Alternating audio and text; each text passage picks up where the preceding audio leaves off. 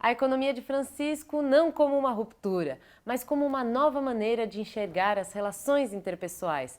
A economia como algo colaborativo. A economia de Francisco são as muitas economias que são produzidas pelo mundo da vida. A economia do cuidado, a economia da dádiva, a economia solidária, a economia do bem viver. São economias praticadas por várias populações, praticadas no nosso dia a dia, dentro da nossa casa. A economia das mulheres, a economia feminista.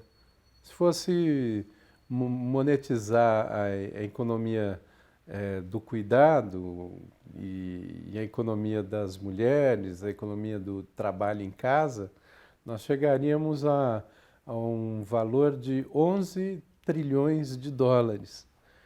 É um pouquinho menos que o produto interno bruto dos Estados Unidos. Nós olhamos e somos acostumados a pensar que só existe um tipo de economia, que é a economia da exploração sobre a natureza e da exploração das pessoas em relação a outras pessoas, né? A economia de Francisco busca mostrar que esse não é o único modelo. E mais que isso, ela demonstra que esse modelo da exploração ele vai levar o planeta à destruição, sobretudo em relação à vida humana. Para entender melhor de onde vem essa economia do cuidado e do reconhecimento ao próximo, é interessante conhecer sobre a vida do Papa Francisco. A primeira marca do pontificado dele se dá a partir da Laudato Si, do Louvado Seja, que é a defesa e o cuidado da casa comum, que é o planeta. Agora, em 2020, eu diria que se consolida esse pensamento do Papa Francisco, que é o de juntar a defesa do ambiente com um novo entendimento de economia, em que várias economias, várias formas de economia podem coexistir, desde que elas tenham esse princípio do respeito à vida. E, ao lado disso, há também um outro chamado do Papa Francisco, que ele vai lançar 14 de maio no Vaticano, que é o Pacto Global Educativo. Aí sim, é entender a defesa do ambiente com um novo padrão econômico e com um novo padrão educativo. Outro ponto importante no desenvolvimento da economia de Francisco é a proposta do Papa da cultura do encontro. Ele tem esse sentido de urgência histórica. Não há mais tempo a perder. Tanto que ele apresenta a ideia da economia de Francisco há menos de um ano, em maio de 2019, e isso já virou um movimento, vão 2.000 jovens para Assis, né?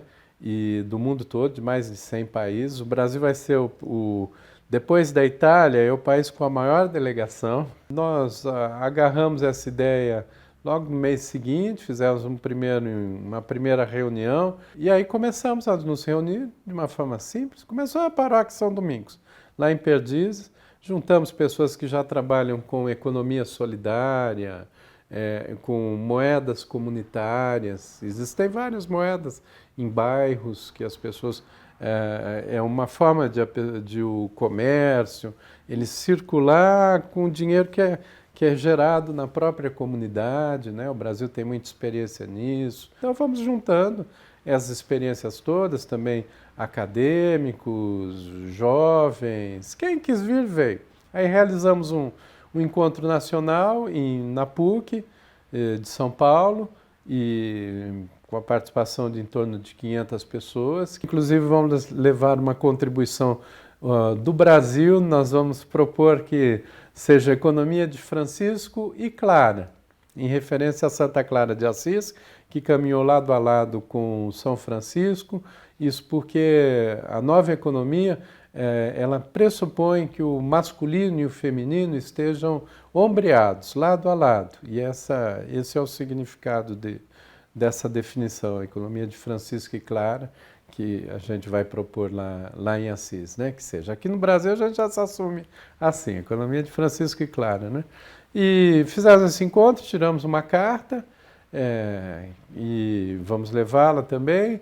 E a partir de Assis, a intenção é fazer uma devolutiva aqui no Brasil, demonstrar e difundir essa ideia que já está acontecendo em várias regiões do Brasil, sobretudo São Paulo, Minas, né? Já tem realizados encontros locais, alguns com 100, 200 pessoas, em Montes Claros, sul de Minas, Campinas, Piracicaba, em vários lugares já estão acontecendo essas reuniões para formarem os núcleos locais da articulação brasileira pela economia de Francisco.